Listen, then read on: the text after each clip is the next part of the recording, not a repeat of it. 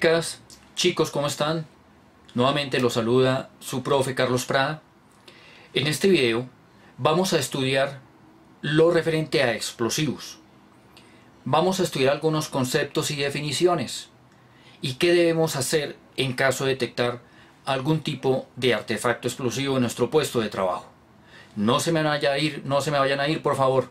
Ya vamos a arrancar con este video.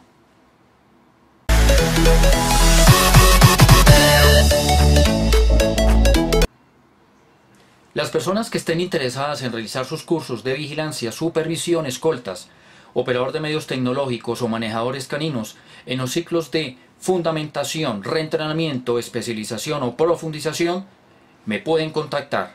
Aquí está mi número telefónico. Yo mismo los atiendo, yo mismo los formo, yo mismo los preparo.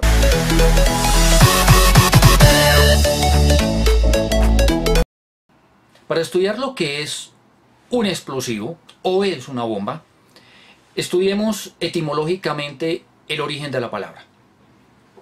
La palabra se origina de una raíz latina, bombus, que traduce ruido, estruendo. Eso es lo que hace un artefacto explosivo. Una bomba, ¿de acuerdo? Genera una gran cantidad de ruidos. Pero, ¿qué es una bomba? Nosotros decimos que una bomba es una sustancia química que mediante la utilización de una serie de mecanismos eléctricos o de ignición van a actuar sobre una sustancia química que va a liberar una gran cantidad de energía, una gran cantidad de luz y una gran cantidad de ruido. Esa es la definición de lo que es una bomba, un artefacto explosivo. Muy bien. ¿Cuántos tipos de explosivos existen? Básicamente tenemos dos. Los primeros se llaman deflagrantes o propelentes o de bajo poder explosivo. Estos son explosivos cuyas velocidades de detonación están entre el rango de 1000 metros por segundo a 2500 metros por segundo. Es decir, que ese explosivo en un solo segundo puede recorrer una distancia de 1000 metros. ¿De acuerdo? ¿Dónde encontramos este tipo de explosivos? Los encontramos en los cartuchos de las armas de fuego. Ahí encontramos este tipo de deflagrante. Recuerden por allá el video que hablábamos de las partes del cartucho, que les decía que técnicamente era mejor o era más conveniente llamar a la pólvora como deflagrante, porque es un explosivo de tipo deflagrante. Muy bien. Existen otros que se llaman detonantes o rompientes o de alto poder explosivo. Estos explosivos detonan a velocidades superiores a los 2500 metros por segundo hasta 9000 metros por segundo. Estos explosivos, ¿cuáles son? Los que usted muy seguramente ha escuchado.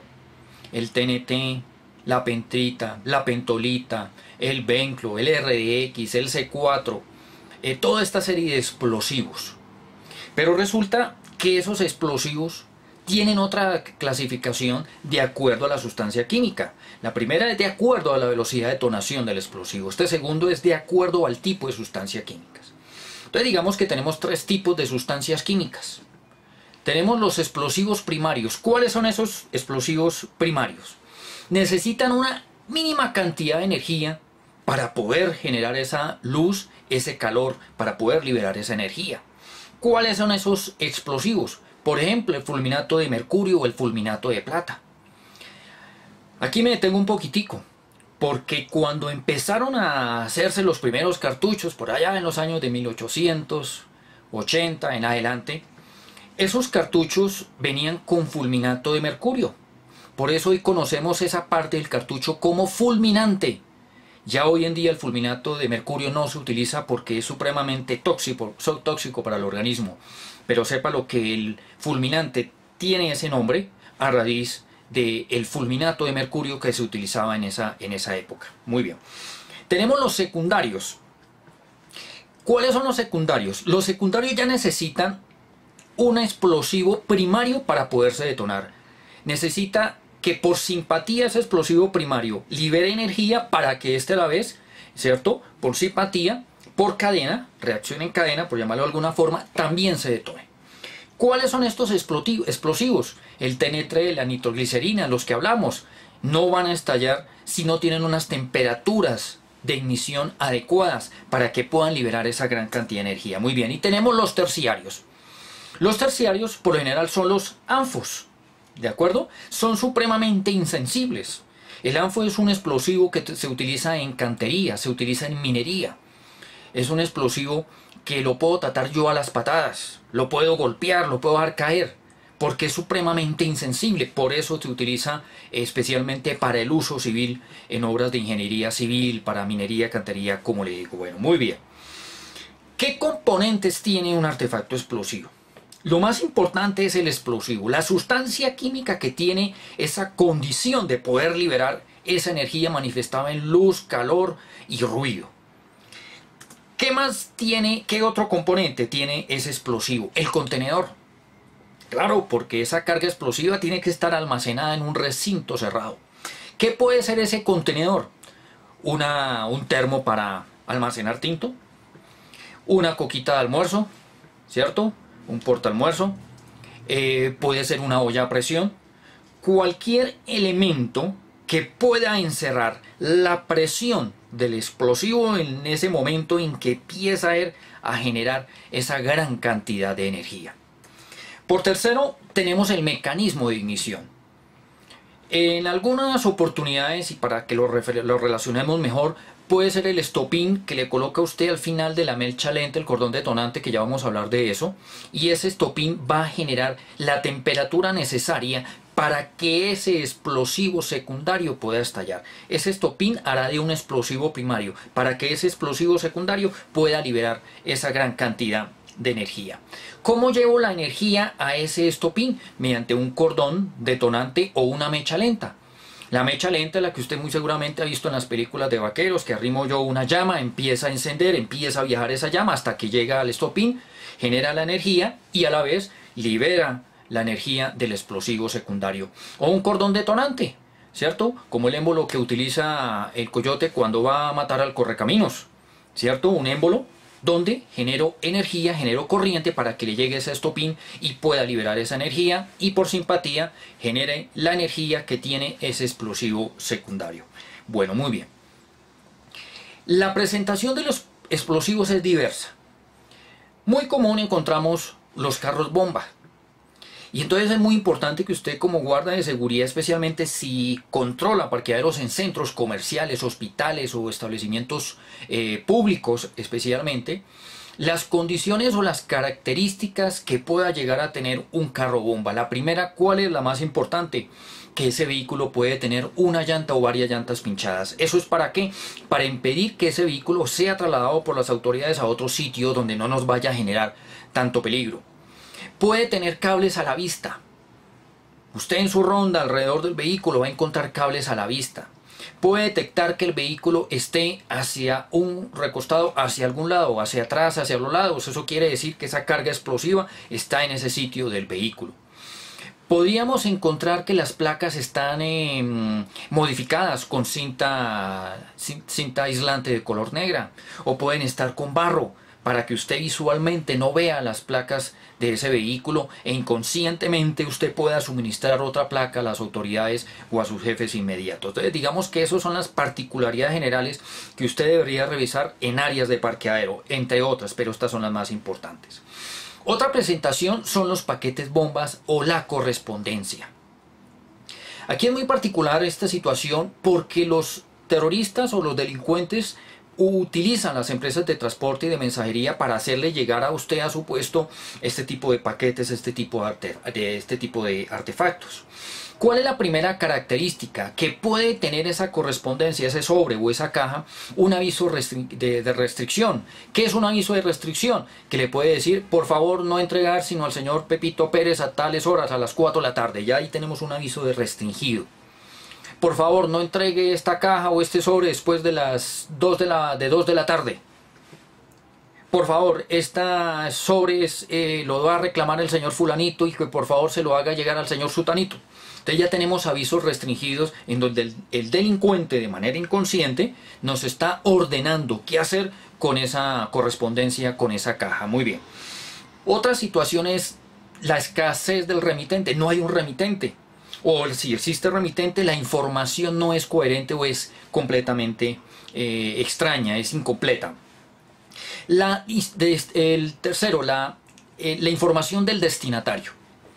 Por lo general, si viene de una empresa a empresa, pues lo más lógico es que yo redacte los nombres y apellidos completos de la persona con su cargo, con la dirección, el número de la torre, el número de la oficina, pero en esta situación no. Entonces, si el señor se llama Pepito Andrés Pérez Montalvo, no va a estar con ese nombre, sino simplemente Pepito Pérez, y vamos a omitir el cargo de esa persona. Entonces, no hay coherencia entre lo que es el remitente y lo que es el destinatario. Muy bien. Puede esa caja tener un olor extraño, puede tener olor a aceite quemado, puede tener un olor como similar al amoníaco, podría presentarse en algunas situaciones, olores que no son característicos de los que debiera tener una caja o un sobre que llega a su puesto a través de la correspondencia. Muy bien, puede tener manchas de aceite en algún sitio que sean visibles.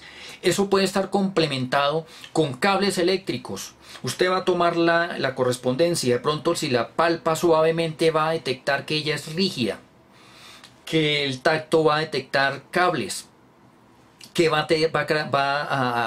a determinar un olor característico. Entonces son situaciones que usted debe revisar. No es solamente recibir la correspondencia y ponerla allá en el casillero, no, es tomarse el tiempo de revisar la correspondencia, la apariencia física de la correspondencia, para que nosotros estemos completamente tranquilos. Muy bien.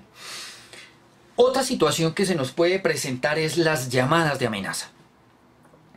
Se presentan sobre todo en sector público, de pronto en algunas empresas del sector privado, que ya su core de negocio ya es bastante complejo, multinacionales, etcétera, etcétera, y pueden llamarnos. Recibir una llamada de amenaza es supremamente complicado, especialmente si usted no está preparado para recibirla. Entonces tenemos que recurrir a una serie de herramientas o de recursos que nos permitan suministrar a las autoridades las características de voz o medioambientales que pueden estar generando la persona que hace llamada. La primera característica que usted tiene que retener es el tono de la persona. Si es un tono fuerte, si es un tono grave, si la persona habla suave, si la persona habla con un tono suficientemente alto. El lenguaje, ¿cierto? Si es una persona muy decente, o utiliza el sarcasmo, o es una persona supremamente agresiva, supremamente chocante o golpeante con usted, o utiliza tonos vulgares o groseros. La forma, si habla lento, si habla un término medio, si habla un término supremamente rápido, eso también hace parte de las características que debemos describir. El acento, si es un acento extranjero, si es un acento local, un acento caleño, un acento paisa, un acento cundiboyacense, ¿de acuerdo? Si esa persona habla golpeado, ¿cierto? Esa es la primera característica que nosotros vamos a guardar allá en nuestra CPU. Muy seguramente en las empresas tendrán ya unos formatos que debemos diligenciar, donde vamos a registrar esta información que yo le estoy diciendo por protocolos, ¿no? de las mismas empresas que crean para proteger sus instalaciones. Bueno, muy bien. Unas características medioambientales. Si hay ruido de vehículos, si hay ruido de aviones, si hay música de cantina, si hay maquinaria, etcétera, etcétera, ¿de acuerdo? Si hay otro grupo de personas que se escuchan allá al fondo, que tratan ellos también de hablar, etcétera, etcétera, es otra condición. Entonces, una es la voz y otra es el medio ambiente en que se desenvuelve esa conversación con usted. Muy bien. ¿Qué tenemos que hacer en caso de detectar tener sospecha, ese es el término, tener sospecha de un artefacto explosivo? De inmediato tenemos que reportar a la empresa de seguridad y paralelamente a la línea 123 y manifestar esa situación que nos está pasando en el puesto. Acto seguido, tenemos que acordonar el sitio. Usted no puede tocar ese elemento explosivo, no puede curosearlo, no puede tratar de abrir si es una maleta, no puede manipularlo, porque esa manipulación puede generar la detonación del artefacto explosivo. ¿Qué debemos hacer para acordonar el sitio? Lo hacemos para que las personas no ingresen allá a esa área, para que las personas no vayan a curiosear.